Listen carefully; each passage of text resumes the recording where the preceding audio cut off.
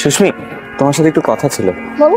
কিভাবে বলি, আমি তোমাকে খুব পছন্দ করি, তোমার সাথে প্রেম করতে চাই। ওকে, তুমি রাজি?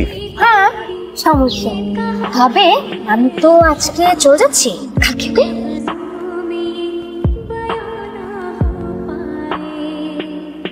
আচ্ছা কাল এসে আমি কি করব? গুগল সার্চ করি। রাস্তায় প্রপোজ করার পর কি করতে হবে? হ্যালো হ্যালো মামা, তুমি কই? আম্মু, আমি থানায় আছি। শোনো না মামা, আজকে না আমাকে রাস্তায় একজন প্রপোজ করেছে। বলো কি? ওর নাম হলো রিমান। তুমি ওর নাম ঠিকানাটা আমাকে দাও তো। নাম তো রিমান, ঠিকানা তো জানি না। তুমি কোনো টেনশন করো না, আমি ওকে খুঁজে বের করবো। ওকে, বাই বাই। আর সুলেমান, টেকনো কোচিং সেন্টারে রিমান নামে একটা বখাটে ছেলে আছে, রাস্তায় আমার ভাগ্নিকে ডিস্টার্ব করে। ওর ঠিকানা জোগাড় করে বাসা থেকে ধরে নিয়ে আসবে। ম্যাম সবাই এখানে কেন? আমরা ক্লাস করব না? না, আজকে ক্লাস হবে না। ও আজকে ছুটি? গতকালকে রিমানকে পুলিশ ধরে নিয়ে গেছে। রিমান ভাইয়াকে পুলিশ কেন ধরে নিয়েছে? এই, তুমি কোথায় যাচ্ছ? থানায় যাচ্ছি ম্যাডাম। তুমি থানায় গিয়ে কি করবে? আবার ওখানে কিছু হলে বাবা মাকে আবার জবাবদিহি করতে হবে। আমার কিছু হবে না ম্যাডাম। হাই, তোমার এই অবস্থা কেন? তোমাকে মেরেছে মামা? বাবা, তুমি থানায় কেন? আবার কোনো প্রবলেম? ওই ছেলেকে তো ধরে নিয়ে আসছি। তুমি ওকে ধরে নিয়ে আসছো কেন? কারণ ও তো তোমাকে রাস্তায় ডিস্টার্ব করছে, তাই। রিমান ভাইয়া তোমাকে রাস্তায় ডিস্টার্ব করতো না। তুমি যে কমপ্লেন করলে। আমি তো কমপ্লেন করি নাই। কাল না তুমি আমাকে ফোন করে জানালা? পুলিশকে কল করলে কমপ্লেন হয়। সরি মামা, ওকে তোমার মারলা কেন? তুমি কমপ্লেন করলে আমি মারবো না? কমপ্লেন করলে মারতে হয়। রিমান ভাইয়া অনেক ভালো একটা ছেলে, আমাকে কখনো ডিস্টার্ব করে নাই। অনেক সুন্দর করে আমাকে প্রপোজ করেছিল। সেটা তুমি আমাকে কেন জানালা? আমি তো গুগলে এটা সার্চ। এই কথা খুশিতে আপনাকে জানিয়েছি। ও, তুমি ওকে ছেড়ে দাও, চলো। তুমি আমার একটা কথা বলো তো, তুমি যদি রাজি না হইতো তুমি আমাকে বলে দিতে, আমরা একটু কমপ্লেনও করলাম। আমি বুঝলাম না বিষয়টা। গুগল বললো তো। গুগল মানে? আমি তো তার আগে কখনো প্রেম করি নাই। তুমি রাস্তায় কেউ প্রেমের প্রপোজাল দিলে কিভাবে রিয়াক্ট করতাম? লিংকের মধ্যে না, লাস্টে একটা লিংকের মধ্যে আমি জাস্ট গেলাম, করে বলে পুলিশকে জানাতে। মামা তো পুলিশ, ভাবলাম মামাকে একটু জানাই। আমরা প্রেম করবো না? হসপিটাল যাই আগে, ইচ্ছা থাকলে করবো। হ্যাঁ,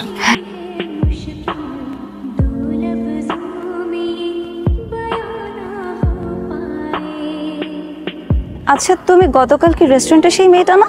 হ্যাঁ। তুমি তোমার বয়ফ্রেন্ডকে মারছিলে কেন? তুমি না তোমার বয়ফ্রেন্ডকে মারছিলে, এটার জন্য আমি আমার বয়ফ্রেন্ডকে। আমি ওকে মেরেছি, ও আমার সাথে চিটিং করছিল। ও একই সঙ্গে আমাদের দুইজনের সাথে রিলেশনশিপে ছিল। ও তো আমার সাথে চিটিং করে না। তোমার ওকে সরি বলা উচিত। আচ্ছা দেখো কি করে। সরি, আমার কি দোষ বলো? তুমিই তো বলেছিলে ফলো করতে।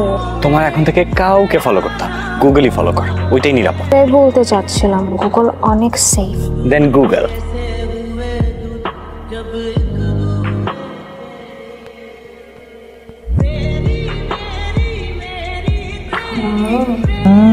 আমার না একজন বয়ফ্রেন্ড হয়েছে। আমি যে কোচিং এ যাই, ওই কোচিং এ ও যায়। ওর নাম হলো রিমান। ও না ভালো একটা ছেলে। আমাকে একটু পরিচয় করিয়ে দাও, একদিন বাসায় নিয়ে আসো।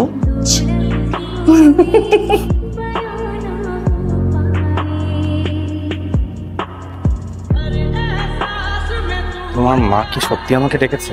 মিথ্যা বলি? সেটা বলছি না ম্যাম।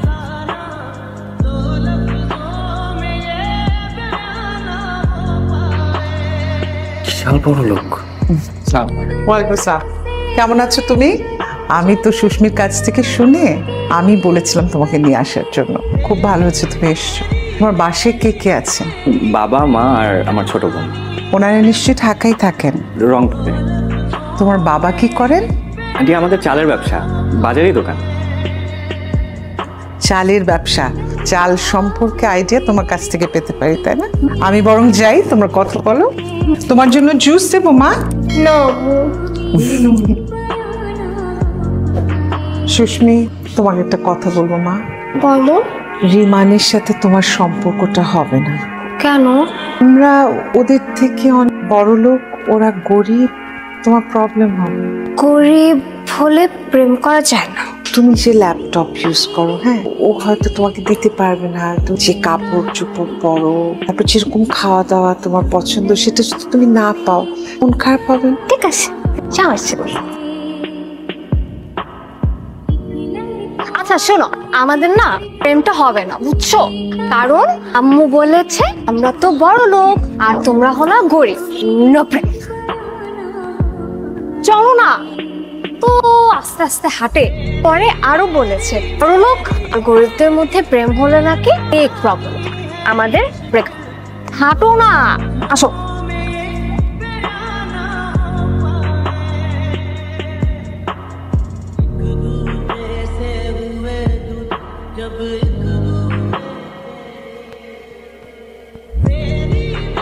তোমার হাতটা একটু দিবা?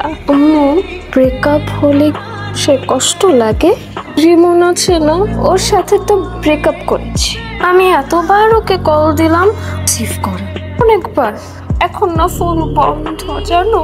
আমার এখানে না পাকা পাকা লাগছে ওর ফোনটাও। আমি না ওকে ফোনে পাচ্ছি না। আমার ব্রেকআপ হলে নাকি অনেক কষ্ট লাগে। আমার অনেক কষ্ট হচ্ছে, কিছু খেতে পারছি না মা।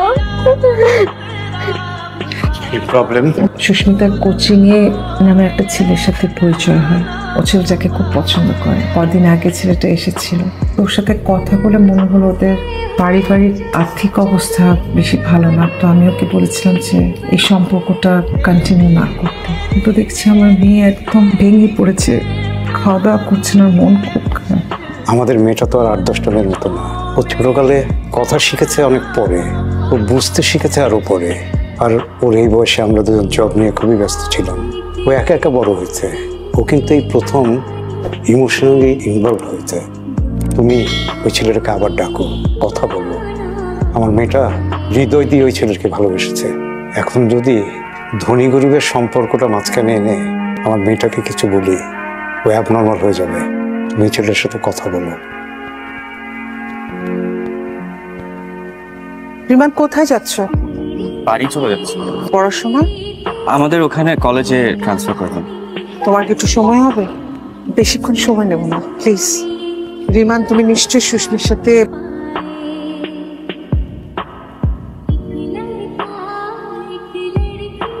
মানে আমি ওর বাবা দুজনেই চাই তুমি আগের মতো সুস্মির সাথে মিশো। আর যখন সময় হবে তোমার বাবা আমার সাথে যোগাযোগ করবে। তুমি কি আমার কথা বুঝতে পারছো?